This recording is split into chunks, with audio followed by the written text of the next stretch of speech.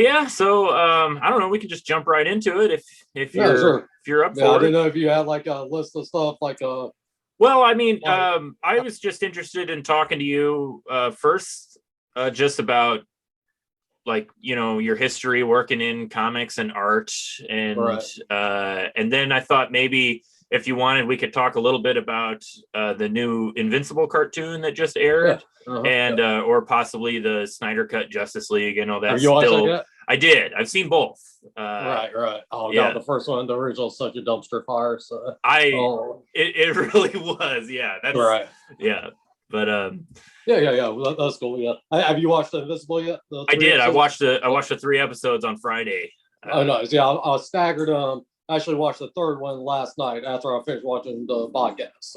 Uh-huh. But it's been really good so far. I've really been enjoying it. Yeah, So cool. I was surprised. Yeah. Yeah. We'll just like give a little official intro here for anybody that because like I'm trying to keep this pretty casual, so I might just keep all of this in. But I'm talking I'm talking with my good friend Chris McJunkin. He is my probably longest and most reliable collaborator that I've had in comics. Going back to what, 2012, I think. Yeah, it was right around 2012-ish. Right. I had started Zero's Heroes a few years prior with a different artist, Sergio Apodaca, and because it was right after I went full time with the whole. Yeah, it was like right around in there. And actually, that's one of the things I wanted to talk to you about because I know one of the most struggling aspects of indie comics, but just art in general, is just making a living at it. And for as long as we've been working together, you've basically been living your life as a full-time artist. You haven't really had a part-time job or a full-time job? No, not at all. Now this has been my only gig. Which the two big secrets are: one, save up money, and two, live in a place that has a very low cost of living. Those are the two keys. yeah. I do think that's important. I think a lot of people, because there's so many people on the coast, and I know like Portland for a while. The third is not having kids. That makes everything a lot easier. That helps a lot, I'm sure. Yeah, because I know like Portland is like a big comic city, and that's like a place. The kind of the buzz was like, yeah, maybe that's where all artists need to go to try and like be a part of the community. But it's just so expensive to live up there. Like it's really hard. And I know, so much is online, so much is remote. Exactly. And now everything, especially in this last year, in the situation that we've all been in. Right. If there's one thing that came out of 2020, it's that a lot of people realize they can be doing their work from home and they don't need to live in San Francisco or in the city or whichever. And that's been a big thing for me last year, with the exception of the lack of shows. Because I was used to doing 15 to 20 gigs. Some of those are local things, comic shops and whatnot. Yeah. But I did 3 at the beginning of last year, then bam, everything shut down. And so that was really the only big difference. And the other big difference was my wife Rebecca is working from home. And but like other than that, it's pretty much normal for me, other than we didn't see our friends as often and what happens. Right. So how, like when did you start going to comic conventions? Like when did you decide to start doing them not professionally, but get a table? Like when did you start tabling? The first time I ever got a table, and it was actually, I want to say the fellow's name was David Lewis. He self-published a series called Mortal Coils, and he had gotten a table at Heroes Con, and I did like a 12-page part of that was in the trade paperback, and I went and he invited me to go and split the table, just hang out, but the first time I think I actually got my own table, actually me and my buddy Lyle Pollard, the artist friend of mine, we split a table, I want to say 2007 at Heroes Con. Oh, okay. And then we were just lucky if we made table back, and got to pay for part of our expenses and whatnot. Right. And then it just slowly started building, and basically every time I would do a show, a con, I would just kind of look around, talk to people, find out what worked for them, what didn't work for them. It was actually when I was at C2E2 with you. And what year was that? 2013? That was 13. 13. Yeah. It was there that I got in a conversation with the guy who had kind of like the print display, the print wall type of thing. And like because he's like, yeah, it was just like this banner display backdrop for like photos Mhm. that he used. I was like, oh, okay, well, Amazon right then and there and got one, and but yeah, I'll always talk to people, find out, kind of see what works, what doesn't work, and then you kind of figure out stuff as you go too. Yeah. But yeah, like I said, I mean, I was doing about 15 or 20 shows a year, and most of them are South Carolina. I'm in Florence, South Carolina, so most of them are like SC Comic Con, NC Comic Con, which I haven't done that one in a few years. But I do Charlotte Comic Con, which is a one-day show that's 3 times a year, which is a great show. I'm actually doing that one here in a couple of weeks, April 11th. And then we got SC Comic Con in Greenville the week after that. No, which we had a local show here, which was the first show I'd done. And it was almost a year to the day. And because they did one local back in September, but like I was not comfortable with the idea of doing anything at that point. And by the time it rolled around back in the beginning of this month, it was about the second week of March, I suppose. I felt comfortable with it being local, no travel, and taking all. And they did a really good job there. That they gave us, I think, 8-foot tables, and then they had 2 feet between each table. Yeah, like 5 feet behind you, and the person behind you had 5 feet. So that's like really spacious. They were great about how they had laid out. There was the only place in there where I felt like it was a little compact was like the entry. Anytime like you had to like make the seldom trip to the bathroom, like you had to kind of go through this vendor kind of crowded area. I mean, other than that, I mean, we had more than enough breathing room. And so I'm kind of interested to see how these next couple of shows handle that. Yeah. Which I know that Greenville SC Comic Con, they're limiting it to 40% capacity. Okay. And normally that one is one where there's a mile long line to get into the door, Right. So I'm interested to see how that all goes this year, because I'll be the first time we've I'm going to Charlotte the week before for Charlotte Comic Con, but that's a one-day thing where I'll drive up that morning, drive back that, after it's done, because that's only about 2.5 hours from here. But sorry, I went off on a tangent. I will do that a lot, so if I get too bad about it, that's no problem. I learned from talking with my friend Kevin in the first episode, because he's in the South, like Alabama, Florida area, and he says there's so many conventions out around there, and it's just really easy for him to just go to shows all the time. And I get the same impression from you, like up and down that East Coast area, just like a ton North of shows. Carolina, South Carolina. I mean, honestly, like it was getting kind of overkill to a degree before the pandemic, and I kind of started pulling back on some shows I was going to because of the oversaturation, where they were having 4 or 5 shows in the same area every year, and it's kind of like, honestly, to a degree, so many shows it's kind of stopped being an event. To a degree, and I was seeing. I wasn't seeing the type of sales I was seeing a few years back, because it's the same audience. They'll come, and I remember I did a show.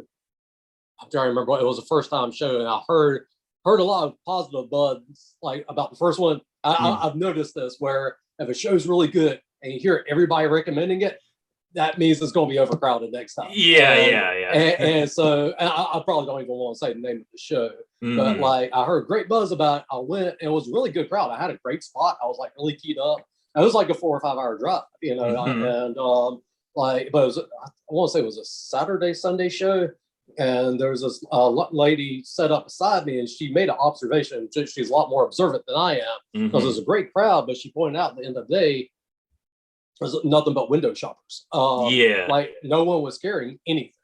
So people were just kind of like, walking around looking at stuff. And that's what I started noticing about a lot of the shows and areas where there's 4 or 5, it's something happening, every month or two.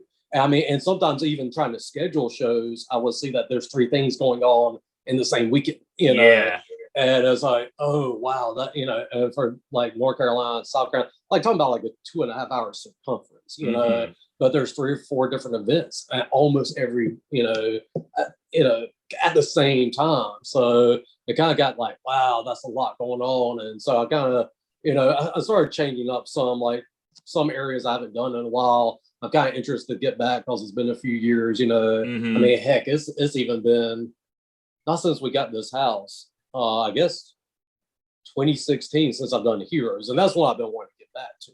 Yeah. But I just haven't, it hasn't lined up for me. So that's one that I'm not even. I don't think that they've said yet when it's going to be this year, because it's normally Father's Day weekend.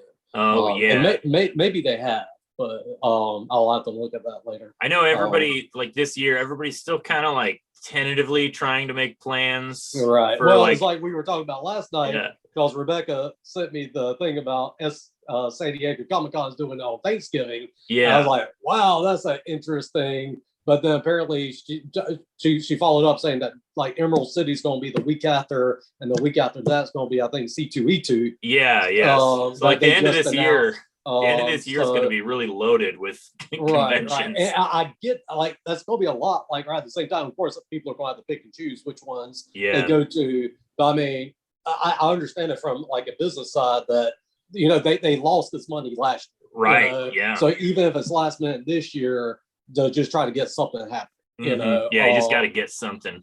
Right. But like to me, I almost feel like it'd be better first of next year, January, because typically there's not a lot of January shows. Right. From like, I don't know, I was thinking like from a business standpoint, there's some January shows out there, because that's not something that's normally going on. A lot of people are looking for stuff to do then. It's post-holiday, so some people might have extra money in their pockets. But I don't know, like I've always found, especially shows right before Christmas can be very hit or miss, because sometimes you got people trying to buy stuff for the holidays, but if it's too close to Christmas, people have already spent all their money. They're tapped. And so like those can either be a decent little show, or those could be just like, I basically covered my gas and maybe my table. But yeah, I don't know. I'm interested to see, because to me the idea of San Diego doing it during Thanksgiving weekend is insane. But I'm sure that they have logistical reasons, that they had to do some number crunching, probably figuring that there will still be limited capacity on stuff. Right. I'm sure. I'm sure they're not going to have full attendance. There's always people wanting to go to that show. It's such a big show. So like, I mean, I'm sure that there will be, even though all the regulars can't make it, there will be other people that can get, look at this as an opportunity. And plus like, like I know I've talked about with other artists and writers and folks, that do all of this. I know that there's been the speculation that once the shows get up and going again, that there will be that like, oh, this is a special thing again. Because like I said before, it was getting so all the time, I noticed that like the oversaturation, like here, I'm in the Midwest, and we really don't even have a lot of conventions out in the Midwest compared to like what you got on the coast, but we're so much more spread out, but it did seem like conventions, comic conventions were just popping up all the time, all over the place, and they were really, like you said, they lost their specialness, and it also is not worth it. If it spreads out the audience, like it's not worth it to go to so many shows for you to pay for a table to try and make your money back, because now you're having it's the same amount of people that would come to one show and spend as much money, but now they're going to 3 shows, so it's costing you 3 times as much to try and make the same amount of money you would at one show. Yeah, I've seen some setups like where it's a very fly-by-night type of operation, where somebody comes in and sets up a show, and they're interesting, and I got some stories that I won't go into here. But, where I'm just like, this is insane, but it's weird. Like when I first started doing the shows, I was very, very much about the 2 and 3 day shows, like the weekend events, and like I remember you went to was Tricon up there in Ohio, in West Virginia. It's right there on the border of all of them. That's why it's called Tricon. Exactly. But like they were all the 2 guys who originally ran the show. They were a couple of guys like us. They had a little, they had their little studio in front, because I always assumed it was like a comic book shop or something that ran. Yeah. But they had their own studio, and they just decided, hey, there's not a show in this area. Let's fall on a show. I love the way that they had set up, right? Because they gave us the 8-foot table, and it was roped off the way you had a 10-foot roped off area. Very spacious. It was great. It was like $50 for a table, and they never went up on price, which was the mind bog, because I did that show like 3 or 4 years in a row. And I mean, it was a drive. It was like an 8-hour drive, I want to say. And that's for a 1-day show. Yeah. And which I stopped doing a lot of the longer distance ones after I totaled my car back in like 2016, which is funny because I was going to Charlotte, which isn't that far from here. But after that, I kind of cut out Baltimore and Tricon and some of those further, like anything over 4 hours. Just because it's like, oh, I just got a brand new car, only had 13 miles on it. I didn't want to wreck it, Right. Yeah. Want to keep it for a little while. Exactly. But I was going to say is I remember having a conversation with one of the guys running the Tricon show. Where I was like, dude, I love the show, but like, can y'all make it a 2-day show? And he's like, pretty much like, hell no, never going to happen. Yeah. But like, I've changed too since then, because what I found is like, I can go to a good 1-day show and do better than a 2 or 3 day bigger show. Right. Because a lot of the 1-day shows, people come out and they're excited. It's a smaller thing, but people come out, buy stuff, and leave. And I've learned I'm the same way if I go to a multiple day show, which I haven't done in ages. Like, I guess Dragon Con back in like 2014 was the last time I went just to go, like, like as a fan, not tabling or anything. And I waited till the last day to buy it because I wanted to look around. I wanted to see. Yep. I was rooming with 3 or 4 people. I didn't want stuff getting accidentally destroyed by somebody that drank too much. Right. But that's often the case with the multiple day show. People don't want to like blow their wad of money in the first day. Right. And so like, even though it's a multi-day show, it doesn't necessarily translate to one. It definitely doesn't translate 1-to-1. Like, say if you make like, say $600 out of 1-day show, you would think, oh, I can make like 1,800 to 2,000. Right. It's not going to be 3 times the amount of sales just because it's 3 days. It never is. And then you got a lot more expenses with the overnight stuff. With the cost of the table is going to be a lot more for a 2 or 3 day show versus 1-day show. And so, yeah, like that's one thing over the years. I'll even still have this conversation with all the artists. Like, oh, I don't want to mess with this because this is a 1-day show. And I'm like, all right, man, I'll do 1-day shows every, like all the time because. And the other thing is, if it's a good 1-day show, that's great. Make your money, go home. If it's a bad 1-day show, oh, whatever, pack up your stuff and go home. You only lost a day. Right. Losing a weekend. And, honestly, when we talk about the prep time, recovery time, and all that jazz, you're losing a lot more than those 2 or 3 days. Exactly. Like for those weekend shows, you're really investing a week. I mean, honestly, like we talked about, like this is my full-time gig. The idea of going back home and turn around going to work that next day, that Monday morning, I'm like, oh my God, that sounds terrible. And I mean, I used to do that. I used to.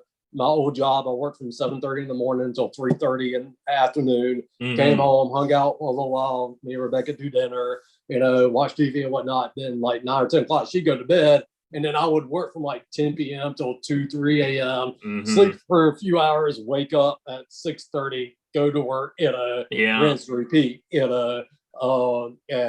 I don't know how to, I mean, granted, this was 10 plus, this is like 10 years ago now. Right. I'm 10 years older, so I don't have the same energy,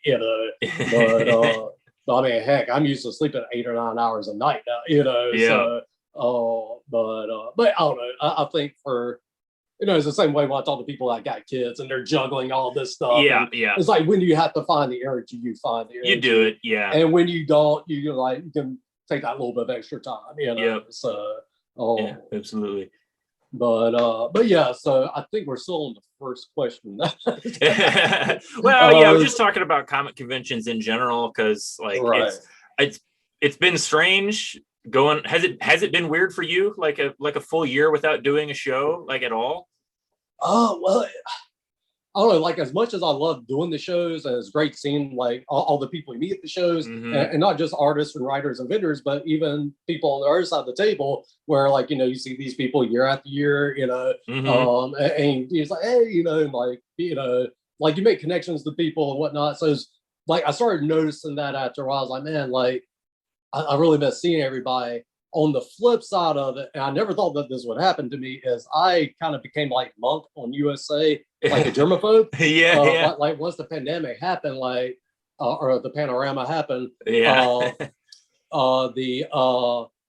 I mean, we were hand sanitizing everything, masked up. We did not mess around, And so, and like I said, I mean, I skipped the show back in September because I just, at that point, I didn't feel even good with it being a local thing.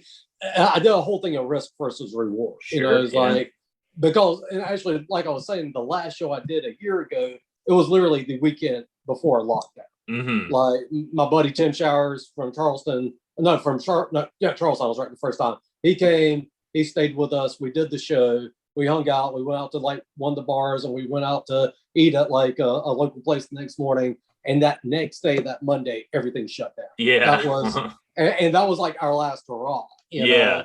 But even at when I did that last show locally, I was doing hand sanitizer. It was before anybody was really doing the mask. It wasn't until a little bit into it that like they were really saying, "Hey, everybody, you know, droplets and cover your face and whatnot." But I mean, I was as careful as I could be with the information I had whenever we did that show last year.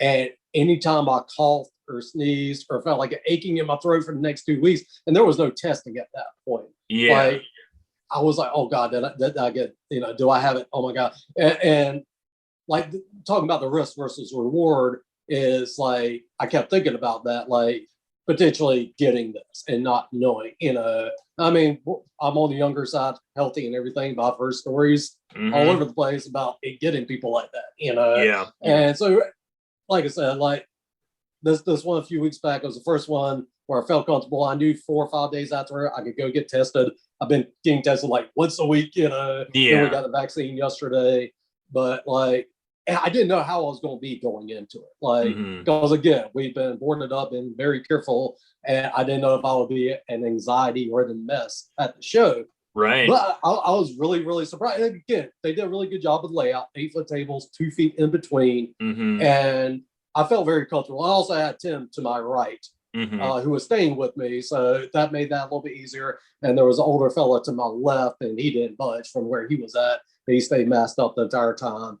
And everything. So like it felt good and safe. And anytime there was a transaction, you know, just make sure you got the hand sanitizer out and all that jazz. I was going to say a lot of comic creators should have been prepared to deal with all of the like quarantine pandemic stuff, because like after the first year of doing conventions, I got really used to just using hand sanitizer for everything. Because like, see, I was always a lot more like fly by, or you know, like pretty casual about it. Now Rebecca, on the other hand, she would always pack the hand sanitizer. Pre-COVID, so she would pack it, tell me to take it with me, tell me to use it. I would use it maybe a handful of times. You know, now post, anytime we touch anything, if we're out grocery shopping, whatever, you know, I mean, like we have not messed around. And I mean, even after like I'm done with the inoculation, the second round of the vaccine, I mean, I'm still not going to be, you know, careless with it. Right. Because again, you know, like knowing my luck, there'll be some mutant strain the second I get it,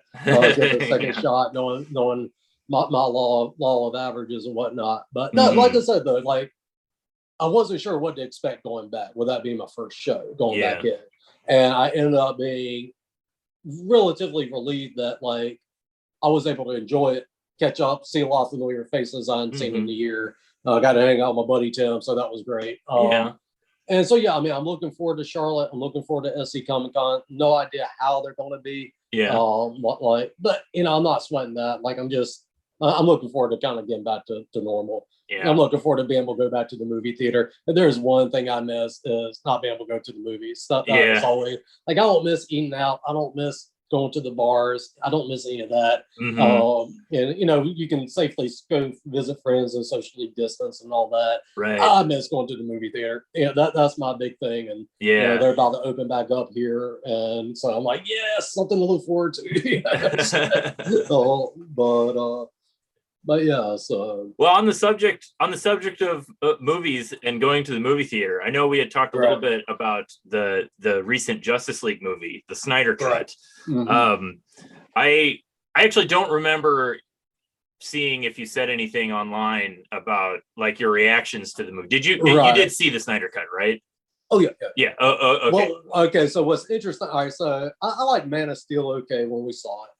I was very, very, very disappointed in Batman and Superman, and it was just one like I like the opening sequence, and you know where you're seeing the destruction from Bruce Wayne's perspective. I was like, oh, cool, that's a really interesting thing. And then the rest of the movie, I'm just sitting there, just I thought I thought Batman vs Superman was one of the worst films I've ever seen. It was so boring.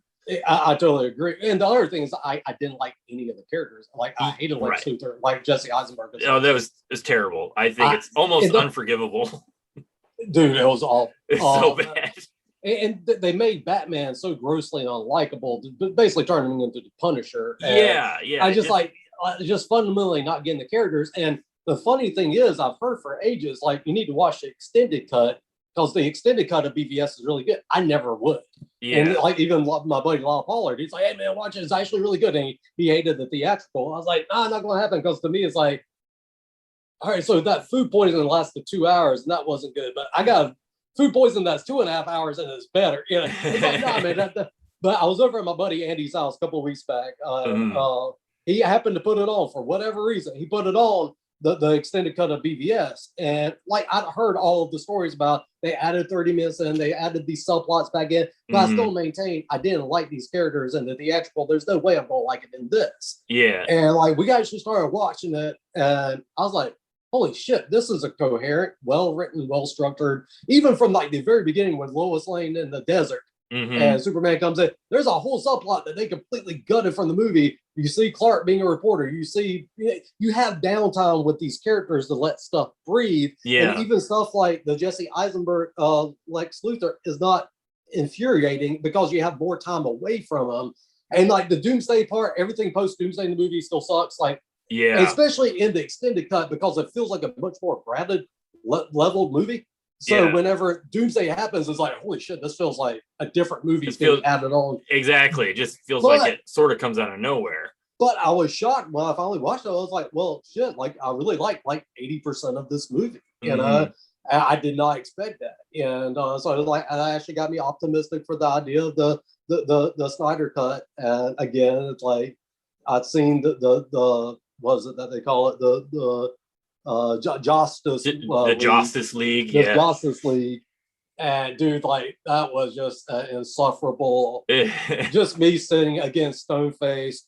Yeah. Oh god, I remember like I responded positively to like 2 sequences in that movie. It was both during when Superman comes back. It was a flash running slow-mo sequence. Yeah. Which is actually Snyder's. That was one of the few original pieces of film that made it into Joss Whedon's version. And I guess the only Whedon thing I liked was the joke they did where like Batman's like, oh, something's bleeding. That made me chuckle, and that's not in the Snyder version. Right. And everything else in that movie, I'm like, it's trash. Yeah. But dude, like, no, well, I watched the new one, and you know, after the 4-hour runtime and everything, I was like, because you know, Snyder said that this is it. He's done. Like, he's moving on. And I was like, well, you know, it's weird having this one perspective of this universe of characters for the last 4 years, and then I'm here finished watching this thing. I'm like, I want to see more of these characters.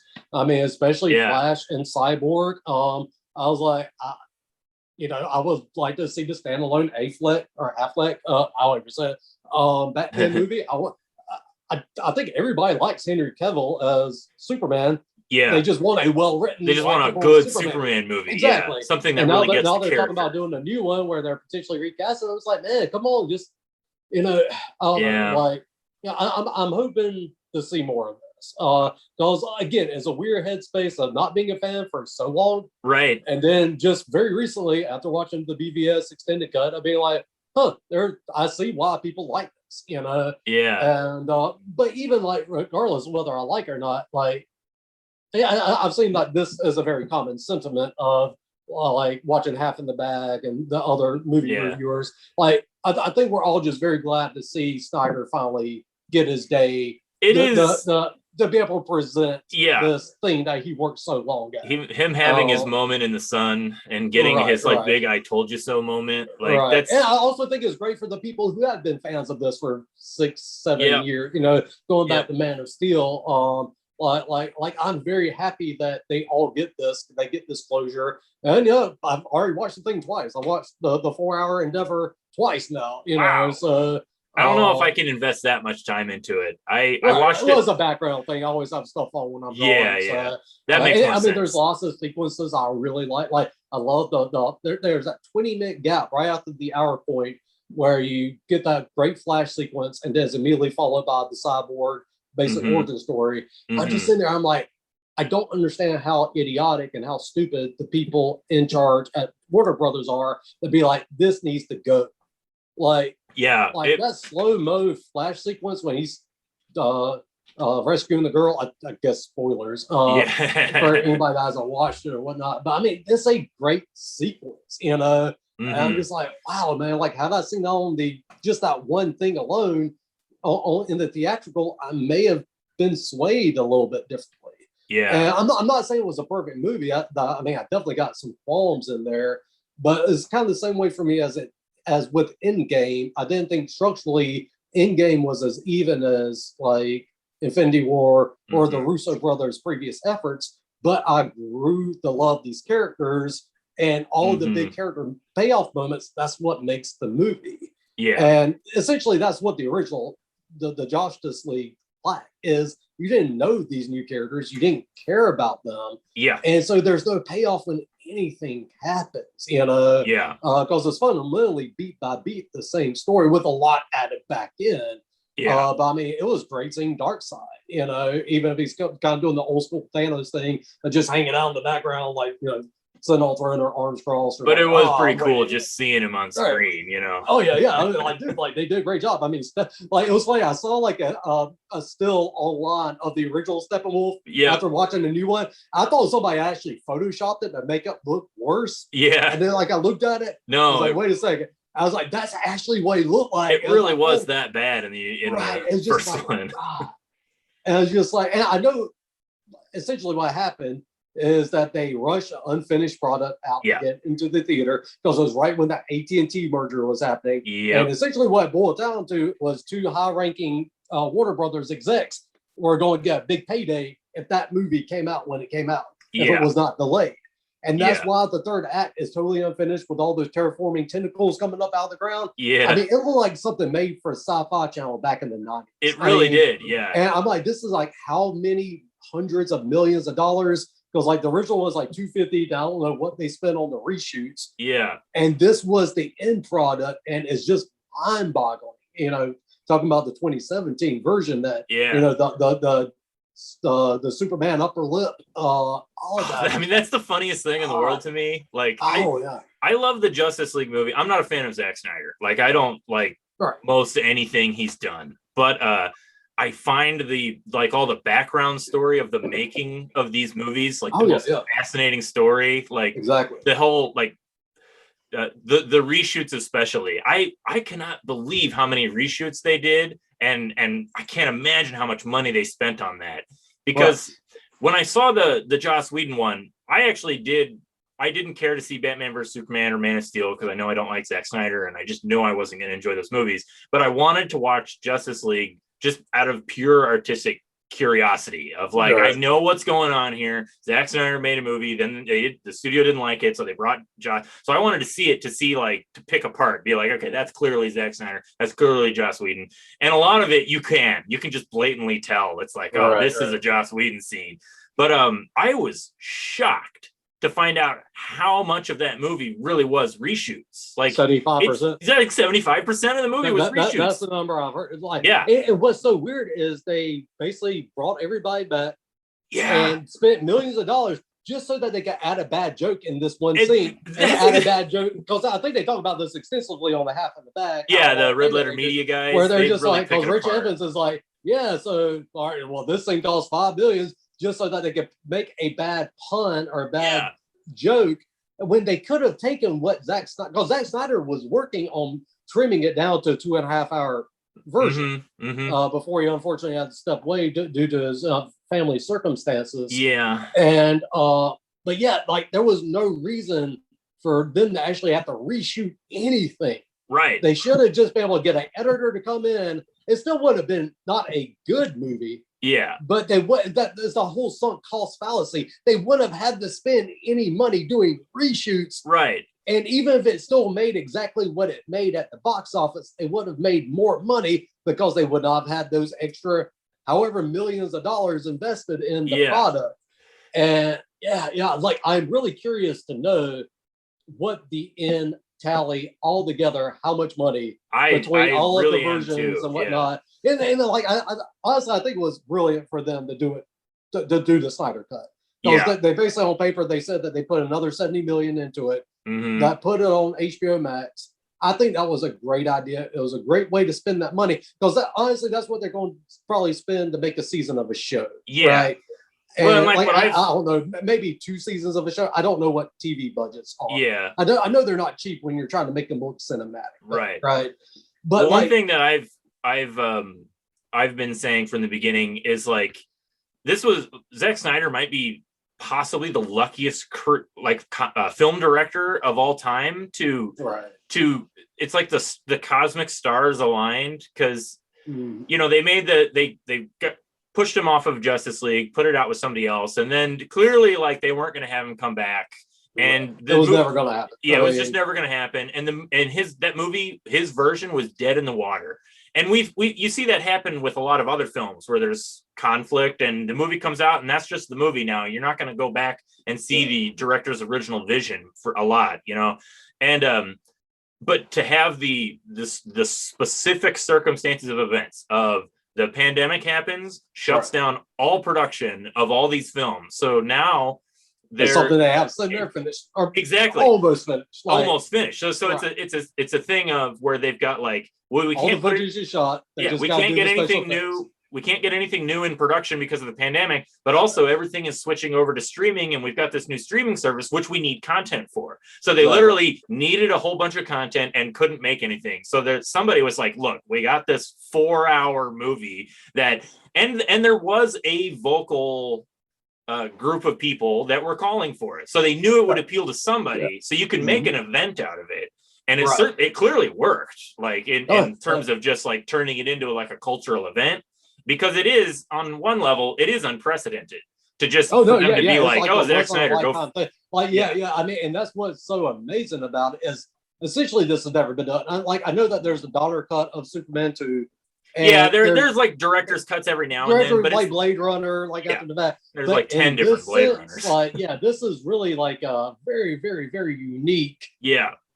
Really one of a kind circumstance in this regard. And it's so weird because the original version, like I said, got pushed out quickly because of the AT&T merger. But then ultimately it was AT&T brought it back. Demanded that this happen because Warner Brothers and DC did not want to do this. Right. Yeah. And like, I get it, like, because it puts egg on their face. It makes them look stupid. The wrong call. But it's also the goodwill that you get moving forward is a no-brainer. So like, I mean, like, it's definitely the best thing they could have done with I mean, and like, if I remember correctly, they really pushed the rollout of HBO Max with that announcement. Yes. I was already subscribed to HBO Now or whatever it was. And then they advertised it. They tacked on the Snyder Cut like in the advertising, and they also give you like a $3 a month price cut if you switched over. So I was like, well, I'll say $3 a month. I'm already subscribed. Yeah. I switched over. But like I remember them having those two things, you know, like they were basically using as a way to advertise HBO Max at the time. And then throughout for this last year. So I mean, it was whoever made that happen, like kudos to them, you know. And like, I don't know, like again, it's a weird thing to always have. Up until a few weeks ago, being like, I don't care, like, I will not watch any of the future movies. I don't care about them. Now I'm like, you know, I'm very interested in seeing what happens. Like, Wonder Woman 84, not my bag, you know. That was a nice way to ruin Christmas Day for me. You ruined Christmas. But I'm sure somebody out there enjoyed. Well, I think the strangest thing about the Snyder Cut is how it was like genuinely not a terrible movie. And so like the response to it and the press around it has been like nothing but good. Like it's just it's like hilarious. 73% on versus like the 40%ish for the original cut. And like Batman versus Superman got like positive. It's just hilarious to me how like the inverted, how completely opposite it is to the reaction to his previous films. And that again makes the whole like the whole debacle of the making of the movie seems silly because when I watched the Snyder Cut, I was surprised at some of the stuff in it, and I had never bothered to see Batman versus Superman, and I decided to watch it right before I watched the Snyder Cut, which put me possibly in the worst headspace.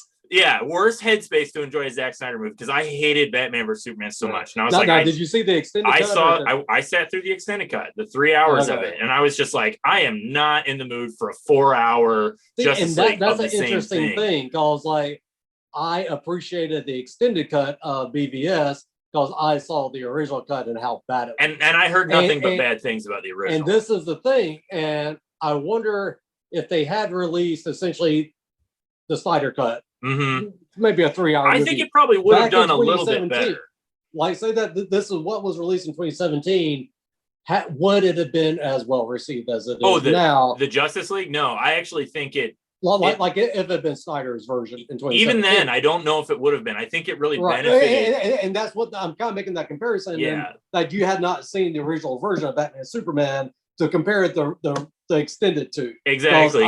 Because if you saw the original and then waited a couple of years and then saw the Snyder version, like the extended cut of it, you'll be like, oh wow, this is actually a coherent movie. Yeah. Which is a low bar. Exactly. But that's what again, if you see the original version, it makes that 30 minutes that they snipped out, it makes all the difference in the world. Yeah. This is actually a coherent story that makes sense. Because it's just little things like in the extended cut of BVS, after the Senate or whatever blows up, in the original cut, he just flies away. He's like, F everybody, I'm out. Yeah. They actually take time to show him helping out on the scene, doing Superman stuff. And then he leaves. It's just little things like that. Like in the extended cut, in the Snyder cut of Justice League, having Flash helping the girl in the car wreck, having Cyborg helping the woman who needs the money, having Aquaman saving the people at sea. You actually see these people being superheroes. You don't get that at all in the original cut. Right. And it's right. Well, you have to have a reason to like these characters. Without that, there's no stakes. And there was definitely no reason to like Batman and Superman from the original cut of BVS. Yeah. So, me going from BVS to Justice League 2017, aside from I like the first Wonder Woman movie, like that was the only character that I was like, yeah, man, this is a likable person, Yeah. One of the things that I noted, like my thought when watching the Justice League, the Snyder Cut, was because I remember, of course, part of the reason the whole behind the scenes debacle was that there was the executive crotch shake up and change up. So at some point the decision had changed. Like people were like, we don't want to do dark movies anymore. We want to be more like Marvel. They need to be fun. And so I can't imagine a more Marvel-like thing to do than get Joss Whedon, who did the Avengers movie that you're trying to emulate. And but what's fascinating then watching the Snyder Cut is I got the impression that he was trying to make a more fun movie. Like it was definitely lighter. It was definitely lighter. It was not nearly the miserable fest that BVS was. Which just strikes me as funny because it's like, the execs, somebody greenlit Batman versus Superman. Now, like, we want to do dark and hardcore. And then they're like, okay, no longer do dark and hardcore. It needs to be lighter. And it seemed like Snyder was doing that. He was making it lighter, but I guess it wasn't light enough. And I really think that they took going back to BVS and even Man of Steel, they took the wrong lessons from what made the Nolan movies. That's successful. what I say. Because the Nolan movies were not nearly and Nolan was a producer on Man of Steel. Yeah. And, but like they took the wrong, because there's humor in those movies, right? They're really not as dark as a lot of people think they are. Conversational stuff. It's not like slapsticky or like puns or anything like that. But like Alfred and Bruce, they have a levity to them when they're interacting in the Nolan movies, and there's wit and charm to the characters. And I really do feel like Snyder, especially in his earlier days of filmmaking, is like, in order to make something mature and adult and serious, everybody has to be grimacing and miserable. Because I thought it was very telling that when Wonder Woman came out, characters are smiling. Exactly. And then during World War One, like the people in the DC universe were happier in World War One than they were in modern day Metropolis and with Gotham Superman City. Flying around. Right. With Superman flying around saving people. But And Wonder Woman essentially worked because you had smiling, charismatic lead characters, you know, Yeah. between Gal Gadot and Chris Pine. You like the characters, even the movie is, you know, like the third act, whatever, you know, it becomes your typical whatever. But like, it was a movie that people were like, oh, this is something where the characters, again, going back to Endgame and this version, like, if you're invested in the characters, that does most of the heavy lifting for you, you know? Yeah. Because 9 totally. times out of 10, we're dealing with mother boxes or Infinity Stones, some type of MacGuffin. Yeah. You know? Cosmic MacGuffin. But if you make the characters fun, like, I mean, I think Thor Ragnarok is a great example of that, you know, where they just made everybody likable. And I mean, I ended up seeing that one 3 times in the theater, just laughing my butt off each time, you know? And like, I mean, there's the stakes and the whatever. I mean, honestly, I'm really over the third act having to beat the final boss thing. And I've always been like, last few years, I'm like, it'd be kind of interesting to see a comic book movie that does not have the final fight. You know? Yeah, that always it has to be the biggest spectacle. Honestly, I thought they were about to do that in one of the X-Men movies. I don't know if it was, I can't remember which movie or at what point. I was like, I had the thought that, oh, it'd be really interesting if they subverted it and they didn't have. Have you watched WandaVision? I did actually. Yeah, I did watch. All right, so kind of like what they do with the Vision fight, right? And I guess WandaVision spoilers if you haven't seen it. But like, no, I get what you're saying though.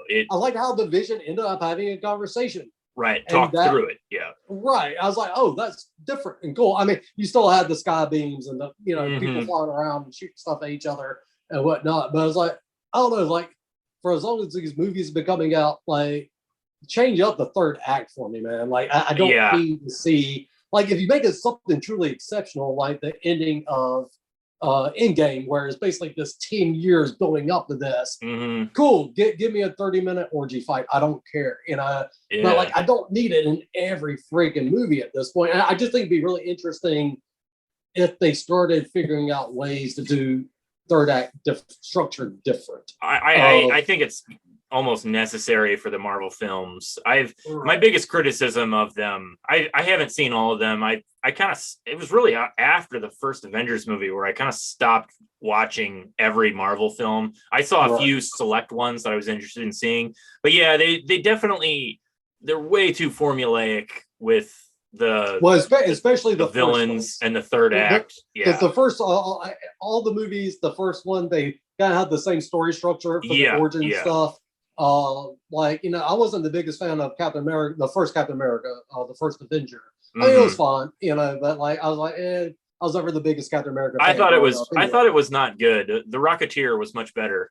Well, and this is the same director. Yeah, I know. That's why. That's what I'm saying. Like, I was really excited for it because of the Rocketeer, and then it turned out to be a pretty. But like Captain America: Winter Soldier blew my socks off.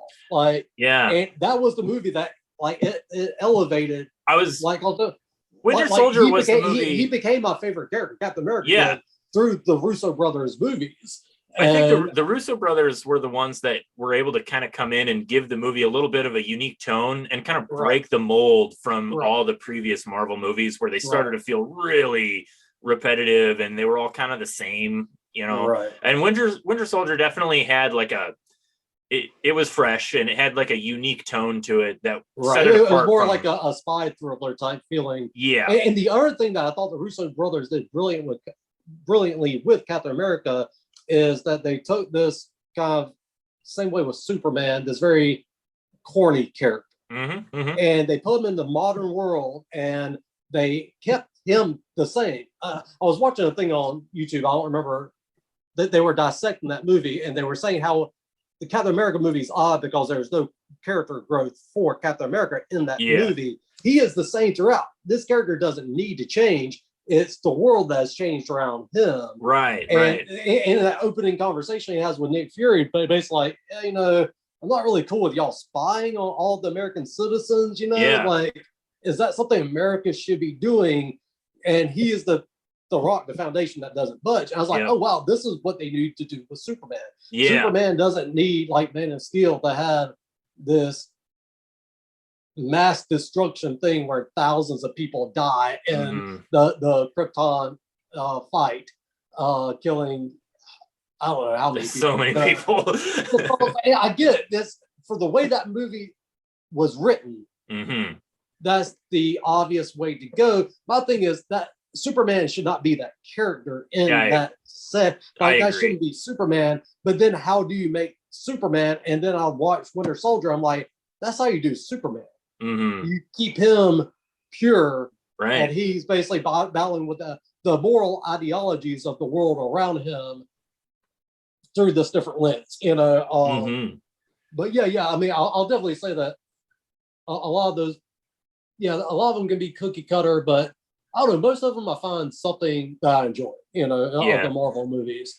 Like, I thought it was funny, we were talking earlier where DC was trying to be like Marvel, and, you know, like down pattern Suicide Squad, Guardians, and then they literally brought in James Gunn to do the second Suicide, which I think they basically backed up a truck of money to James Gunn's house and say, hey, what do you want to do? Well, and it happened. I'll do Suicide Squad. And it happened right after James Gunn got removed from Guardians of the Galaxy, and they honestly, were like, now's our time to strike.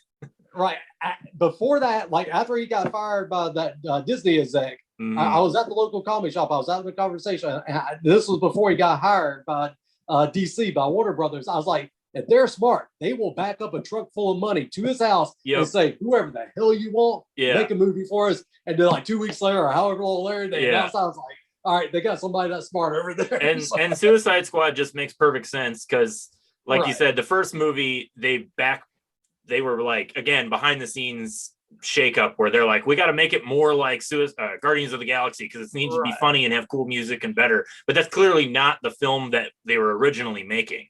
And well, do you know the story behind that? Yeah. I followed with the re-edit. Yep, they they did some reshoots and it was all. Well, it's not that they let essentially a movie trailer chop shop have the final cut of that movie, and that is because people responded positively to the trailer. Yeah, so they actually took the movie away from David Ayer, and that's why the movie is just all over the place, like just jumping from one pop song to another pop song and all this stuff spattering around. And like, I remember like thinking like, oh my God, like I cannot keep up with what's going on. And then when I learned that, I was like, oh, that totally makes sense. You know, it's just like ADD all over the place, you know. So it's like, oh, it's a trailer. They have like a 10-minute, you know, attention span or a 10-second attention span before they jump to something else, you know. So that was just bizarre. Now, did you see the trailer for the new Suicide Squad?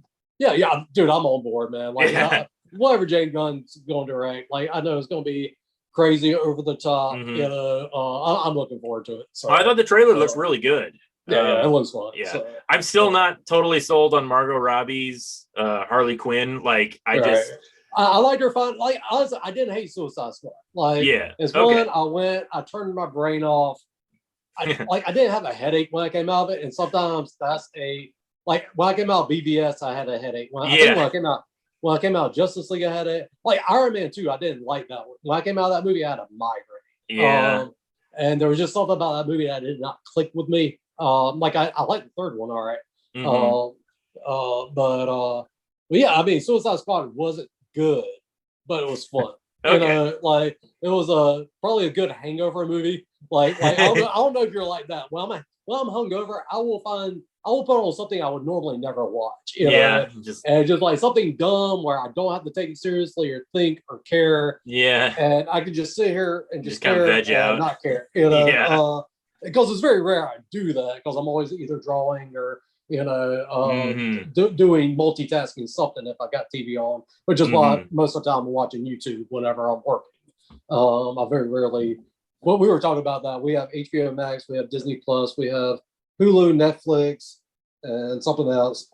I spend 90% of the time watching YouTube. Yeah, I do too. And you know, typically I'll go and flip around on Netflix for a little while. Look, nothing. Then go put on something on YouTube. You know? But like I said, I've always enjoyed, if I want to see a movie, I want to see it on the big screen. You know. I get that. We got a nice TV and everything. It's not the same. It's not the same for me.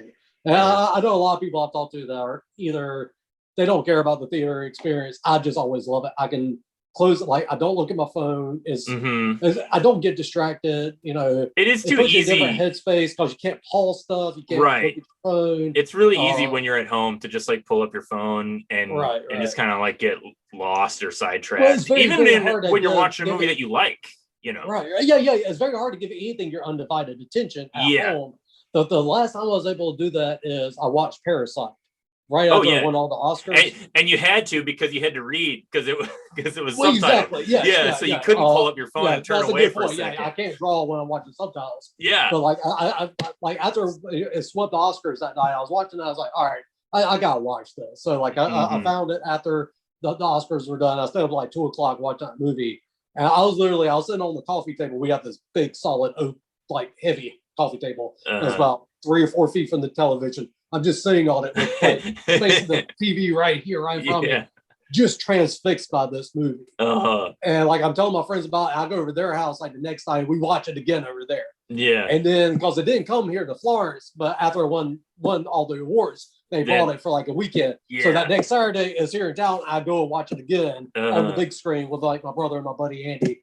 And just because it's like I want to see this because that movie just like bam, that was amazing. Another good one was Train to Busan. Have you seen that one yet? I haven't seen that one yet. No, dude. I put off watching it for years. People like, dude, if you like action horror movies or like zombie movies, you know, honestly, post AMC Walking Dead and all that stuff, zombies got played out for me, right? Like it's been done to death. And I kept people kept telling me, dude, watch Train to Busan. It's so good. I'm just like, dude, I'm kind of over zombies at this point. And one day, I think in this last year, I put it on, and holy shit, dude, it is like watching like your first Sam Raimi movie. Like, and you love the characters. They do such a good job with the characters. Like even miscellaneous second tier characters, they just like even like everyone that's on screen, they use effectively. They had the kind of like I said, this kind of Sam Raimi camera tilts, and it's just visceral the way that they had the fast moving zombies, and it's just visceral the way that they do it. And I was like, okay, I get it. I get why everybody's like, watch this. And I was like, yeah, they're right. Now, unfortunately, the sequel that just came out, Peninsula, it didn't get the same love. I heard that they went like a different way with it. But yeah, a movie like that is really hard to replicate anyway. But like, if you're looking for something really good to watch, I don't think it's on Netflix anymore. It was at the time I watched it. I searched for it recently after recommending it to I think Lyle or somebody. And it's no longer on there, but I'm sure you can rent it on Amazon Prime. Yeah, and I highly recommend it. No, I'll have to check it out. Yeah. But yeah. So Snyder Cut, really good. Yeah, surprising. Yeah. And then crap, are we already at an hour? We are just now at an hour. But so we got through conventions and Snyder Cut. Conventions and the Snyder Cut. But I mean, do you have to go? I mean, we can we can stick around for a little bit because I did want to talk with you about the new Invincible cartoon because I know you were a pretty big fan of Robert Kirkman, or at least at one point. Is that? Well, I'll go so far as to say that Invincible is my favorite comic of the last 20 years. Oh, okay. I love that comic. Like I started it, wasn't issue 1, but it was like within that first 5 issues. Yeah. And dude, like, yeah, like there was a bit of a slump around issue in the 80s and 90s, and then like, you know, because I fell off of Walking Dead. Post 100, probably during the whole war with Negan, which is about the same time I fell off the TV show. But I kept with Invincible, and it regained its footing. And like it was interesting when they got up around getting towards issue 100. I won't go into any spoilers. Yeah, because I feel like this is reaching a new audience with the Amazon Prime. And I think so. I'm seeing nothing but good love for it online, which I like. I've said this on a few private things, maybe on Facebook too. Or like so a lot of my friends who don't really read comics, I've been like avidly recommend this comic for years, and they just think they're not comic book readers, you know. Yeah. But they'll watch the movies, they'll watch the Boys on Amazon. Yep. And I was like, I'm very, very excited for all these people to get to meet these characters because I love these characters. Because in Invincible, it's an entire universe of characters. It's not just about one guy. and because they did what Eric Larson did really well with Savage Dragon, what Mhm. Mike Mignola did good with Hellboy, what Mike Allred did good with Madman, Madman, is they create all these characters in this world around them. Yep. But Kirkman started doing this really interesting thing in the latter part of Invincible, which is kind of what I was talking about to a degree with some of the Marvel movies. Of like, I'd like to see them change up the third act structure where it's not just a fist fight. And he starts like looking like, oh, if there were superheroes in the real world, how would they actually go about making effective change? And it starts being more about just punching each other and more about them kind of like being like, let's have a conversation about this thing and see if we can't actually maybe rehabilitate a villain and get them to do something good. And that's not just to track down other villains, but actually put their powers to use in a way that could affect like crises around the world, like hunger, what. Again, I don't want to say anything to spoil anything because it's one that I really recommend reading. But yeah, like I mean, they're definitely taking liberties with some of the story beats of like how stuff happens. Like the end of the first episode. I was gonna say that like the end of issue 7, and that happened very differently than it did in the comic. But I don't mind the changes I'm seeing so far as that goes. I understood why they added that like twist cliffhanger at the end of the first episode because they needed. I feel plus is a lot more graphic than was like in the book because like the comic is bloody and they have like kind of that Man of Steel type fight stuff happen with collateral damage, but they don't like really revel in the gore until later when Ryan Oddly comes on. And Oddly really likes drawing gory shit. Right. And Kirkman really leans into what his artists like. So, like, dude, like, it was always funny to me because Kirkman wrote Walking Dead at the same time, and the violence of Walking Dead can never hold a candle to the violence in Invincible. Right. Because, like, it would, and plus it's in full color versus the black and white of Walking Dead. But there were parts of Invincible where it's like, oh God, stop. Which I had that same response in the end of the first episode where it was just like, oh wow, oh God, no, stop it. Just let it be done. Like I'm gonna have to go watch some like cute puppy videos. That's how expensive once this is over. I was really expecting in that opening sequence where they had the extended conversation between the two guards at the White House. That was going to be like they were going to get disemboweled or something. I was waiting for that. And because they were having such a heartfelt conversation. It was so over the top and melodramatic too. Like, so I was watching that with my wife, and she never even heard of Invincible. Like, she didn't know anything about it. And I'm like, well, I want to watch this. It's like, Invincible was a very important comic to me for a long time. I was very similar to you. Like, I was collecting it like probably from issue 5 or 6, and I did stop around issue 50, but for like a few years there, it really was the most important comic to me.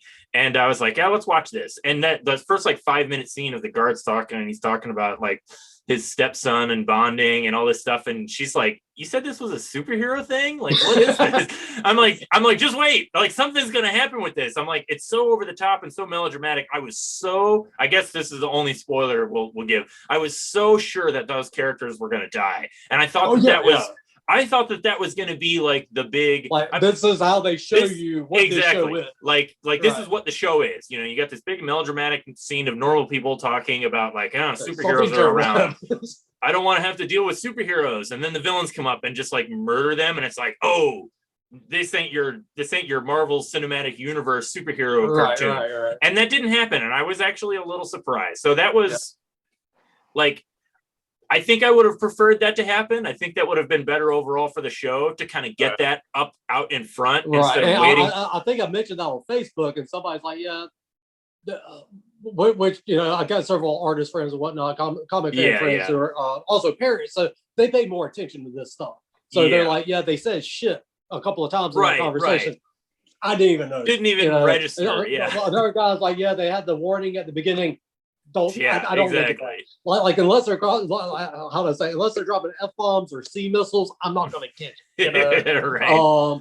So like but parents will catch that. I'd be like, oh wait, but not all parents, because like I remember when the Deadpool movie came out and grandparents were taking their kids to see this movie, even though it was R and they're not paying attention. So like I have a feeling that there's going to be some traumatized ass kids at the end of episode 1, we're just like, oh my God, because like if I'd seen that, I was like sick, I would have been scarred. Like Yeah. what happens at the end of the first episode, especially without, you know. Yeah. And then, Well, that's a good point though. What you just talked about, like with Deadpool being out, and everybody really loves Deadpool, and right. you know, the Suicide Squad movie, and there have been several others. I mean, even like Kick-Ass, you know, Right. Mark Well, Millar. Amazon Prime had really good success with The Boys. And which Well, is very exactly, The dark. Boys, right? But Uh, so what I'm curious about is how well received Invincible is going to be, because it was like when it first came out, it was really, really fresh and unique to be reading a superhero comic that sort of had like a classic comic book character feel, but then it really indulged in all this violence. And it's like, okay, that's what superheroes would be like if like people with superpowers and super strength are slamming into each other, and you're gonna see like guts flying out and eyes popping and people getting their heads cut off. And it's just like that's what would happen, you know. So it wasn't entirely the same as a lot of the at the time. There was like everything was like a postmodern deconstruction of the superhero, like thanks to Alan Moore. That's what everybody was doing. But it never went all in on like the real world darkness of what it would be like if superheroes were around, or the grittiness. right. It was never a bleak book. It was never full on. But it was never bleak.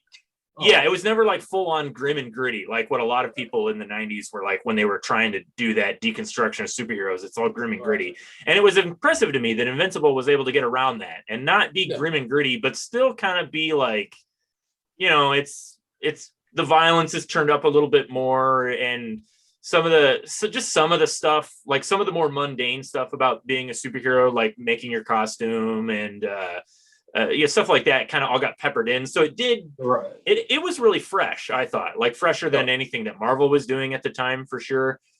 But I wonder, but I wonder how that's going to be received by an audience now who's already seen Deadpool and The Boys and all this other stuff. Well, again, like out.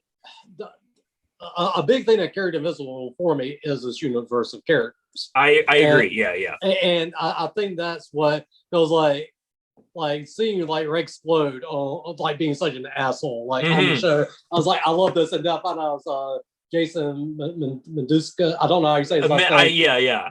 That's the voice actor for him. I'm like, that is perfect, you know. Yep.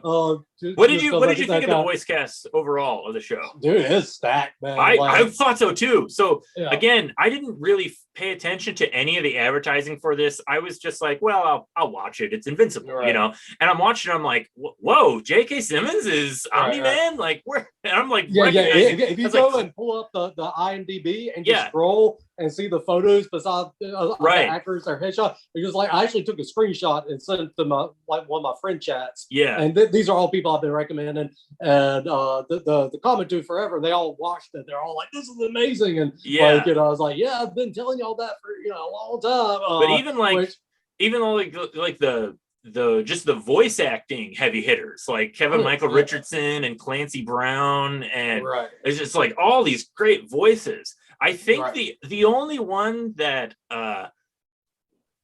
they were all, and I guess what I should say is I thought they all did a good job of really like representing the character, kind of how I imagined they would sound in my head. I think the only one that I was maybe iffy on was Seth Rogen as Alan the Alien. I was just like, it's hard. I mean, maybe it's a personal problem. It's just hard for me to separate Seth Rogen's voice from anything. Like, But everybody else, I thought, did like a great job. And who knows? So like Seth Rogen didn't stand out to me too terribly bad.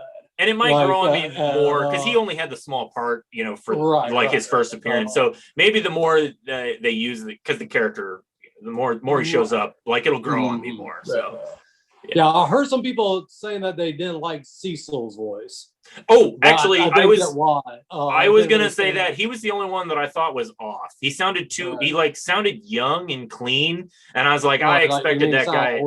He needed to have like an old gravelly voice. I was so surprised that that one did stand out. Yeah, I don't think anybody stood out like in a negative way to me.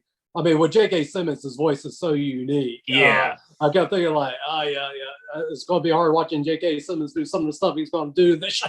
But you know what? I think he is perfect because he does have he has a friendly voice, but when he wants to, like he can put a little like oomph into it. Like Right. I can And totally. that reminds me, I still need to go back and watch Whiplash. Oh Which yeah, I hear exactly. That's exactly what I'm talking about. You see, even I need to go Whiplash. back and watch that. And there's a lot of movies from that time period that I heard great stuff about, and just never got around to. That's one of them. So, but yeah, no, I'm really looking forward to it.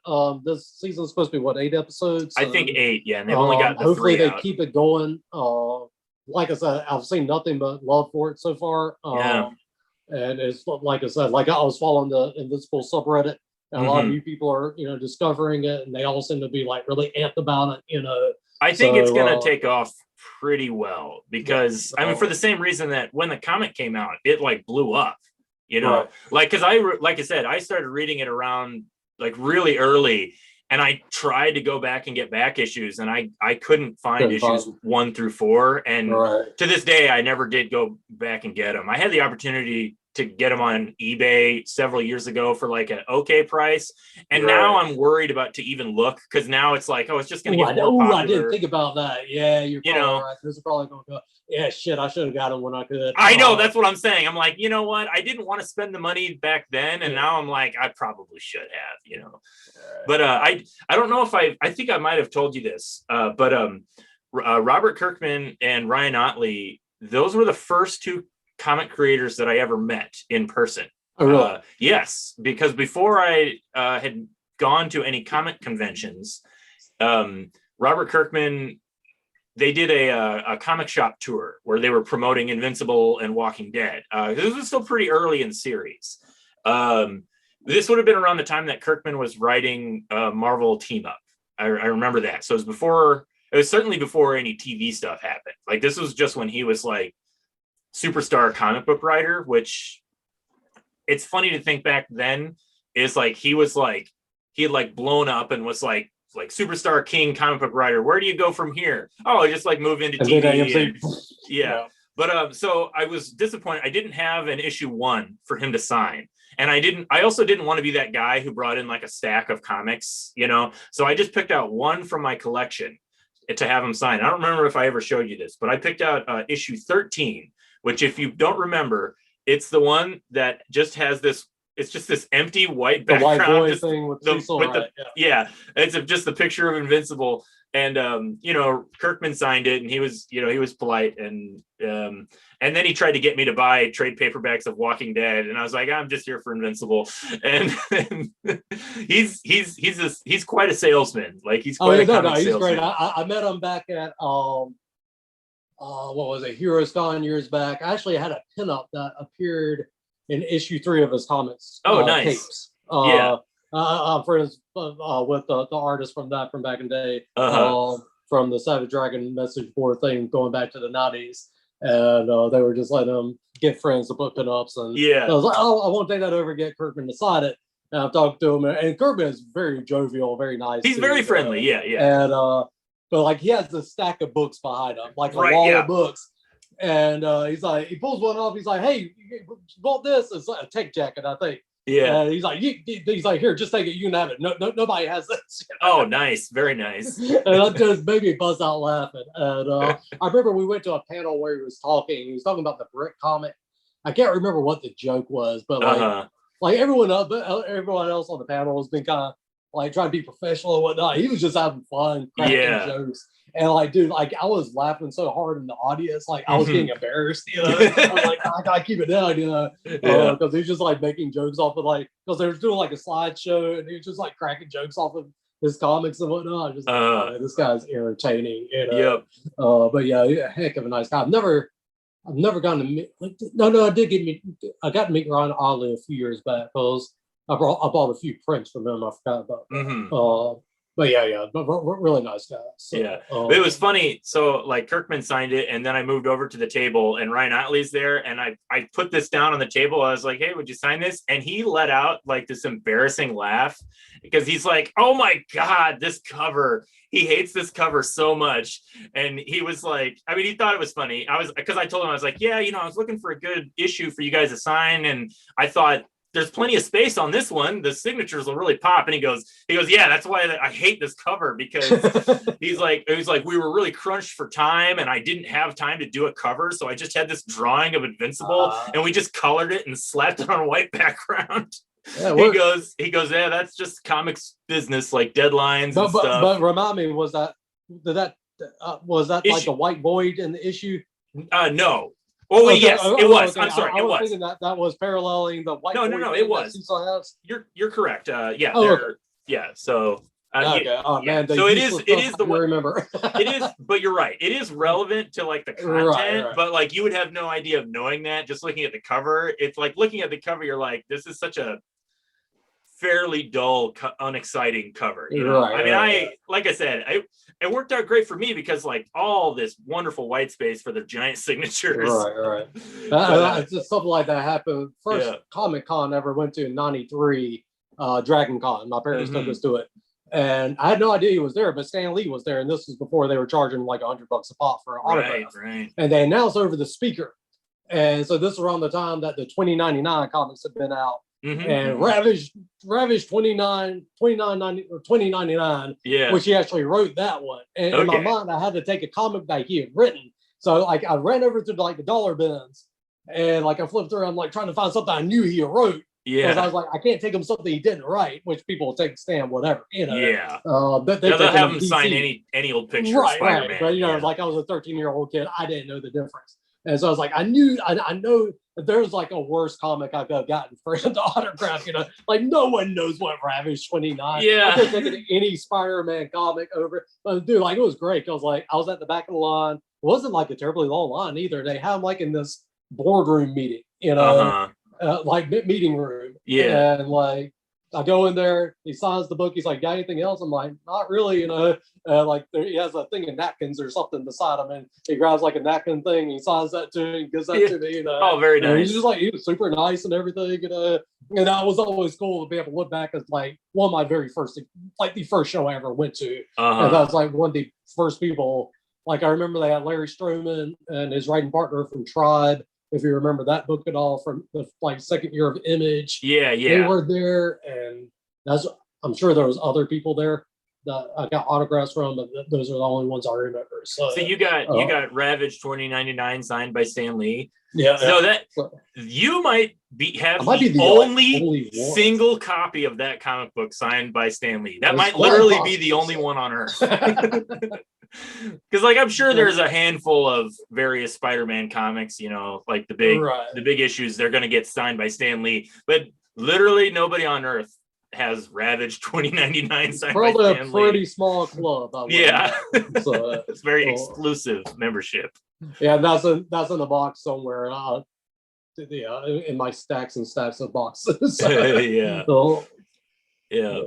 But yeah, I'm definitely excited for the Invincible cartoon. I haven't read Invincible for a long time, and I was watching the cartoon, and I was just like really it really brought back a lot of feelings, and I was like, man, I do remember why I love this comic so much. I really recommend picking the trades up. I think you'd enjoy them. And man, like, and as the series goes on and Ryan Oddly really starts coming to his own, man, like as an artist, like I just reveled at the stuff that he did. There's a really great issue. They have like the spoilers, I guess, Invincible War thing, but they do like a company-wide crossover, crossover in one issue, and they have like the Pit and Max and Madman and pretty much any superhero that's ever been in Image Comics shows up. I think it's like issue 75 or something, and it was so cool because it was right about the same time that they were doing Image United, which they never finished. You know, I remember that. And they got like the first 3 issues, and you know, then it never completed. But that was a really cool like standalone issue, and they would just do fun stuff like that. You know, that was, you know, it was like, man, how like so many characters on a page and just whatnot. But definitely probably my hands down my favorite superhero comic of the last 20 years. You know, like in the 90s, my favorite was Savage Dragon, Hellboy, Madman, and for the 2000s, I was a big Walking Dead fan, big Invincible fan. Anything Brian Michael Bendis was doing at Marvel at that time, from the late 90s to the early mid 2000s, and then the Secret Wars stuff was a jumping off point where just like it was too much company crossover BS. And because like I don't know, the Daredevil run by Bendis is still iconic to me. I got all those issues. Ultimate Spider-Man. And like I keep looking and it's like they owe Bendis so much for like because the Daredevil show, the Luke Cage show, Jessica Jones show, like all of that is born out of the stuff he was doing in Daredevil. Right. Well, Civil War, that was his initial idea. What was it? Something with WandaVision. Well, the whole No More Mutants thing. Was from and this was very inspired by all of that. From House of M, which was all Bendis's brainchild. Miles Morales, he created. I mean, just the amount of material that they had mined from that dude's, output in the last 5 years has been insane. And I know you went exclusive for DC for a while. I'm not sure. Is he back at Marvel now? Or? I honestly don't know. I think he's still just doing DC stuff. Okay, but like that dawned on me one day. Just like so much of the output of the last 4 or 5 years is so inspired by that work he was doing in the early to mid 2000s. It's like dude was so prolific, and again, really really nice guy. Like I was a big supporter of his, like back in the 90s when I first found like Jinx and AKA Goldfish when he was first doing like just the indie crime books, and I was chatting up his stuff on every message board I was on, like, hey man, go read this stuff. And he reached out to me. He actually reached out to me. He's like, hey man, I really appreciate that. I want to send you like some freebies. Send me your address. I figured he'd send me a comic. He sent me like 10 signed comics, a page of original art, like signed postcard. I was just like, dude, you just got yourself a decade at least, man. That's amazing. And just like everything, like, it was just, I loved everything he did, And but then like, I don't know, once everything became so ingrained at Marvel where you had to buy all the different titles. Was when I dropped off. Like I was a regular Wednesday warrior, and I just I couldn't keep they did buying. a great job with like House of M, where it was this 8-issue miniseries, and you could buy the other stuff, but you didn't have to. You didn't have to. That was important. You could just buy the 8-issue miniseries, and you get the whole story. With Secret Invasion, you had to buy the 50 tie-ins, and I did not care about those. And I didn't buy those, and there wasn't enough meat on the bones of just the miniseries to carry it. I was just like, I don't understand how this character came in. I don't understand this. I didn't really like the religious aspect that they went with the Skrulls as a society. I just like, that's not vibing, and this is a good jumping off point for me. And then I kind of just slowly phase all of those books out.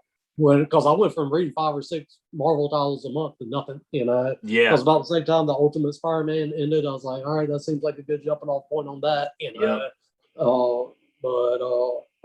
don't know, it's weird how those go. So, but I mean, I don't know, like most I think Preacher and Invincible are the only 2 series I've read like to completion, from like start to end. I mean, I'm sure there's some shorter series like the Max back in the day. Right. Like I still for need long form storytelling. Right. I still need to give Sandman a crack. That was a little too highbrow for me when it was coming out. And, I was like 13 or 14. I was like, there's nobody punching each other. Like I'm sure as an old man now, I'd appreciate that more. But So it did Invincible actually end? I it ended around 140-ish. Okay. I think 144. Don't quote me on that. I don't know the exact age. I got They did a really good job of, filling in the same sense of Preacher as being a whole story. It felt like a satisfying end to the entire series. And I was kind of hoping. I was kind of started thinking, like, man, if this show really pops off, maybe they'll revisit that universe. Because they've already revisited Walking Dead a couple of times, like with the Negan special. And which was really cool that they put that together and just gave it away for free to comic shops to help them out during the pandemic. And they same thing with that. What was it called? New Blood or Blood something. It was like a one-off comic that him and Ollie did, and they gave it away for free. It's like issue 17. Oh yeah. It was Blood something or something Blood. But the idea of the comic is this comic from another universe. That somehow just wound up here in this universe where like Walking Dead and Invincible never took off, but this comic did. So hold on one second. Hey, Rebecca, can you come take church? Sorry, Church. No, Is at the door. Can you come wrangle Churchill and take him out there? He needs to go outside, but I can't help him out. So sorry about that. That's all right. Well, we can. My boy's over there at the door staring at me. Well, why you ignoring? We can wrap up pretty quick. Oh, here. I'm dude, like I can talk as long as you want. Yeah. It's just we'll do like one final little end on Invincible, because it's again just like talking about the cartoon, and I was really impressed with the animation. Like it just overall, like it looked really good. Right. There was some of the talking scenes, like when they had the flashback where Omni-Man Nolan was talking to Kid Mark on the roof. And like Kid Mark has like this. Yeah. He never moves unless he's talking, Yeah. But like no, like all the action sequences, like every time the Flaxlands were invading whatever city they're in. Yeah. I can't remember what the big metropolis town that they're in. Yeah. I was just like, wow, and Invincible's flying around, the camera's following them. I'm like, this is very cinematic. This is like remind me of the Loki attack in the Avengers, the first Avengers movie in New York. Like, man, the scope of this is really awesome. So like that has to be really pumped to see some of the future storylines I know that they're going to be doing. And there's a lot of characters that are down the pipeline, like Conquest and Battle Beast. I cannot wait to see Battle Beast show up finally. That's such a fun character, and there's so many of these. So I'm so excited again for people to like my friends to get introduced to all these characters. Just because I was so excited to see like Adam Eve and Rex and Baller Twins and all these characters I loved and enjoyed. Reading in the comics. Brought to life on the big screen on the big screen. With all these widescreen TVs we got now, but I was very, very happy with the first three, and I have nothing but I don't know. I feel like I read, I may be wrong, but Seth Rogen's production team is behind this because he's like Alan Alien. Some of the same guys who brought the Preacher TV show to life. Right. The Preacher TV show I never finished up. I never started it. Once they changed the grandma to a voodoo priestess, when in the comics she was old school Southern Baptist, mean streak. And I was like, if they don't get why they made her that in the comic and they made her a voodoo priestess in the TV show, that's a big thing to not understand. The same way that Star and Allfather were kind of like a satire indictment of the Catholic Church. The grandma was a satire indictment of Southern Baptist. Right. And to not get that, I was like, oof, swing and a miss. And it's one I keep meaning to go back to. I kind of look at it as like this Elseworlds what if type of thing, separated. And because there were some things that they did in the show that were different from the comic that I liked, but it was the thing of the comic in my mind is so perfect. It's like, why change anything? Yeah. And like I get that there was budgetary constraints, which you don't have in Invincible with it being animated. Right. So they have a lot more, they can go off world, they can go to that's one of the things that I was hoping that we're gonna get because it's animated. Because I think they did a good job of or at least I hope they continue to stick to the original stories and plots and dialogue as it was originally written in the comics. Right. And I think they will, or at least I hope they will. And like you said, because it's animated, it's a little easier to do that. You don't have to. Yeah, I was reading earlier, like the whole early story with the teacher and the missing kids. They're not doing that. Well, I imagine they were skipping that. Because that was one of those things. This was again talking about like Kirkman's writing. I remember that specifically. That was like he was definitely playing off like a Chris Claremont old school style of writing, where he was just introducing plot points early on in the series so that he could eventually follow up on them. And that's one of those funny ones where he introduced it really early, like first couple of issues, and then it just got forgotten. And then it's like issues 30 or 40 somewhere. He's like, that long? I don't remember. Maybe it was in the 20s, but I was going to say it was like early teens, but it's been so long since I read them. I just remember it seemed like it was a relatively early storyline. But I remember it being literal, like for production time, it was literal years later where it got like completed. Like it was like it almost felt like it had just been forgotten about, and then they're like, "Oh, I guess we can do something with this now," you know. Right. So I'm not surprised that they're cutting that out. Just for, you know, but yeah, no, I mean, it seems like they're staying very true to like the source material, even if it's not beat for beat. Yeah, like, it doesn't need to be beat for beat. Right? Yeah, they're shuffling some little things around, like the Flaxen invasion. They will come back every 5 or 10 issues. Yeah, is all in one episode. Like the end of episode 1 is like the end of issue 7, and I'm fine with that. That doesn't bother me. That doesn't bother me. As long as you get the characters right and you don't mess up. Yeah. As long as you keep the characters, I'm good. The characters is the most important thing. You're right. That's really the through line for me. When you start messing with character dynamics, like they don't with Preacher, I'll just like, you know, like it was such a disservice on Preacher. They have Cass and Tulip hook up like in the first episode. Before he even meets Jesse. Like they just happen to meet each other and they end up banging. I'm like, dude, no, like you can't do that. Or, just like you don't get the story if you have that happen like in the first episode. You know, I just remember being like, you know, just like y'all just aren't getting, like they spend the entire first season of Preacher in that town that he lives. Because they didn't have a budget, because AMC is notoriously cheap, you know. Right. So they had to ground it. So the first season is basically a prequel season. But then, like, they don't do the serial killer New York storyline. They skip that. I'm like, that's a really cool storyline, you know. It's just like, I don't know, it's just like the stuff that I know got left out. But it seems like with Invincible that they're really keeping with the tone and that they're going to do it proper justice, which is really all. Yeah. You know, as long as you get the characters. Hit the main beats. I don't care if you shuffle some other stuff around. So, do you think? I got a question for you. We'll end on this question. So I said earlier that Zack Snyder might be the luckiest director in film history to get the opportunity to kind of like thumb his nose and say "I told you so" to literally everybody, you know, and release his movie the way he wanted to because the stars aligned. Is Robert Kirkman possibly the most fortunate comic book writer to ever live? I mean, he's like living every creator's dream. His whole career has been every single creator's dream. Like he came out of the gate. He came out of the gate at Image.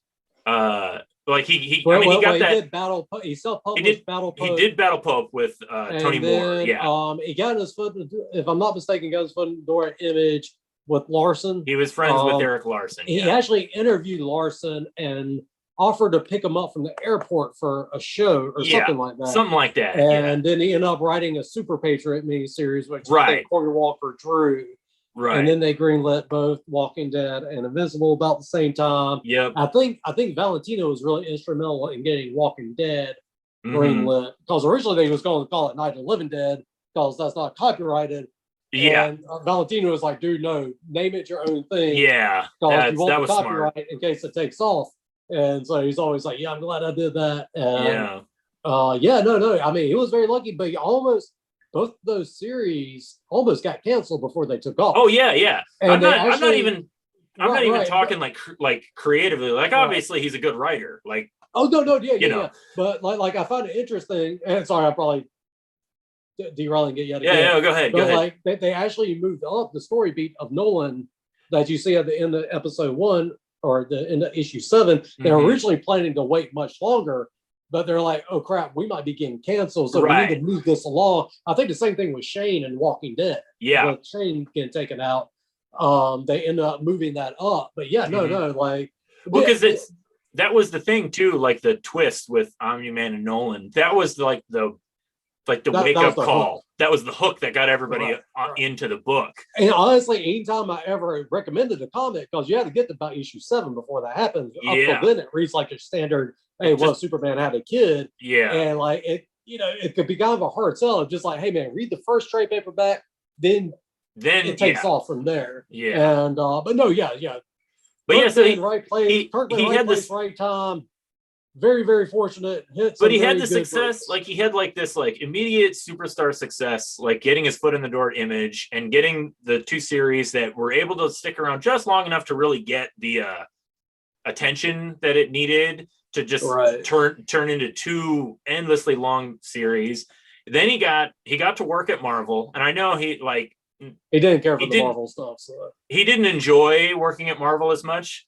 But I watched a current as the kayfabe guys. They did an interview with him. Yeah, and he did some it sounded like not holding back in that one. Yeah, he's pretty open. Said, these specific people, I did not like working with them. Yeah, and I'll never work with Marvel again. He's been pretty open about disliking Marvel, but even again, like all of that aside, he got to write a comic book where his own superhero character got to team up with Spider-Man. I mean, who on earth gets to do that without selling the rights to the character that they made to Marvel? Like he might literally be one of the only like an indie creator that actually got to write a book where Spider-Man teams up with his own career. That's insane. They got to do the Ultimate X-Men where he could just kind of do his own whatever you want X-Men stories. Yeah, I mean, there's very few like Larson had Savage Dragon crossover, Superman, McFarlane had Spawn crossover. I mean, there are crossovers that exist, but these are some of the biggest names in comics. And they also started at Marvel. Like they were, they were started at Marvel, then went to do their own thing. And then he not only does he have like all this super success in comics and get to work at Marvel, and then he's still successful enough that he can just turn his back on Marvel and be like, you know what, I don't need you guys. I got my own stuff. He became an image partner. He got to be an image partner. Who else is ever going to get that opportunity? And then he gets to like the biggest TV show, like one of the biggest TV shows. His comic turned into this giant TV show. I still remember, like I think you were kind of like talking about this earlier, where like when he was a big name in comics, and then like the show took off. I remember, I don't know if it was Baltimore he was at, like after the show hit big. And they had like just this gigantic like AMC, just a mountain of a promotional thing behind him. He had like an entire block of the convention floor. I was like, holy crap. Yeah, exactly. Yeah.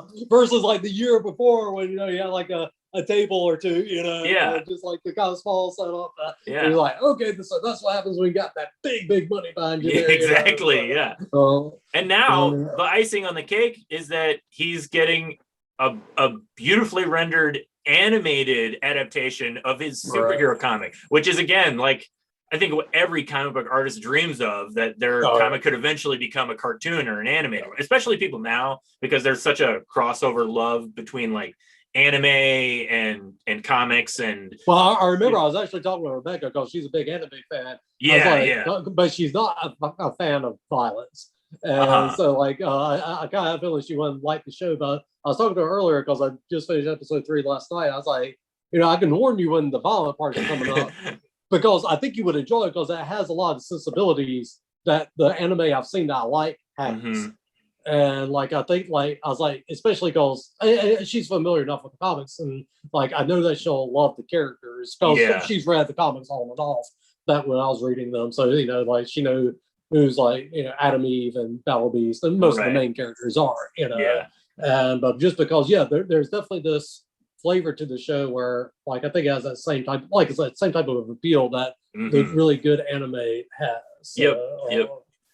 I just think his career trajectory is like almost like 1 in a billion. It's unprecedented. 1 in a billion. Like that's why I say like he might, if he's not the most fortunate comic book creator ever. And I say that not necessarily just because he's had great fortune and great success and he's good at what he does, because there's a lot of like the comic book industry itself also has this unfortunate history of being really bad to comic book creators. Like all the people all the people that suffered, all the famous stories about Jack Kirby and, Simon & Schuster, Alan Moore, Frank Miller, like all of them have so many stories of being screwed over by the publishers. And then like by the early 2000s, like the scene is just, the Image guys, also like their history. And it's like by 2004, like the scene is set for somebody like Kirkman to come in and I don't want to oversimplify it, but it's like he just has like the easiest, luckiest like time. Like, that's not to say that nothing bad ever happened to him, but what I'm getting at is he was able to work for Marvel and turn his back on them because he didn't need them. Back in the day, creators did not have. Well, I was going to say, here's an interesting what if parallel universe thing. What if Marvel hadn't treated him shitty? That's what I'm saying. Like, what if he had the same experience with Marvel that Bendis had, and they treated him really good, and he stayed there. Yeah. And he got like Corey Walker and Ryan Oddly and right. Terry and now Moore all just went over the Marvel, and then none of this ever existed. And he had this very prolific 5 to 10 year span at Marvel instead, but didn't actually own any of it. Yeah. Because it could have very easily gone that way. It could have. For whatever reason, the people at Marvel did not see in Kirkman what they saw in Bendis. And they just didn't give him that same respect. And so there's very that's an interesting thing that I never thought about before. Is it could have very easily gone a different way had Marvel just been nicer to us. Right. Yeah. But I think comics would have suffered for it because I think what he brought to independent comics on just the stuff that he has written. I agree. But also the other stuff that Skybound, his company, is. He's certainly a great voice and a champion for independent comics. Yeah, and I think it also held out Image a lot, like what he brought. Undoubtedly. But that's interesting. That's the thing I never thought about before. Yeah. What if Marvel hadn't been shitty to Kirkman? Right. But I mean, I think that's also kind of endemic of the times, because now we're at a point where it's just so impressive that he can have such an incredible career without Marvel, like just not needing him, and like you said, it's still like it's a 1 in a million type of thing. It certainly seems that way to me, but this also makes me think of a slightly off topic. I saw a thing recently about Alex Ross, prolific comic painter. He was talking about how, I think it was something like he would still get some little royalties for like when they're using the stuff in the movies. And recently they stopped doing it. And I was just like, that's really dumb. That's really dumb, cheap, and short-sighted, right?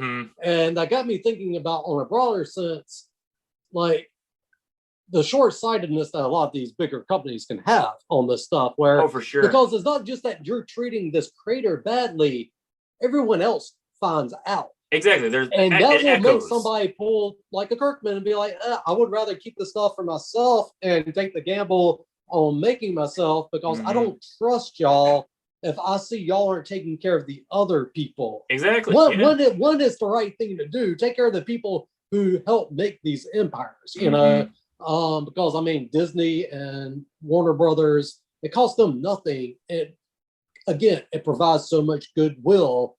If, like say someone who is an older comic creator who is suffering from some issue and they don't even have good health insurance, if they can do something to step in and help somebody who helped create an iconic character, or just pay them a stipend, it's just something that's but then they don't want to do it because they're like, we don't have to. And it's just like, but you don't know what you're potentially giving up. Correct. Because if you treated everyone as good as y'all treated somebody like Bendis, people would be making up stuff for you left and right, But if you treat people like they're just cogs in the machine, and then again, it's something that the same way when you do something good and pay it forward, it has a domino effect. When you do something crappy, that also has a domino effect, and other people see it. I don't know. It's just a odd thing. Which I don't know. I've always been very amazed as I've gotten older how short-sighted companies are, just in general. They're just looking at whatever monthly quarter, whatever business thing to make it look good. They don't care if the next quarter suffers, as long as this quarter is good. They can't. There's no foresight on anything in a lot of the stuff. It's just like, man, like these comic writers and artists and creators, and even in the movies, the directors, just take care of these people like the way AMC did Frank Darabont. They were even trying to screw over Terry Moore and barely Robert Kirkman at some point. I remember right, they didn't want to pay that because AMC is just a bunch of cheap assholes. It's just like they're being so short-sighted.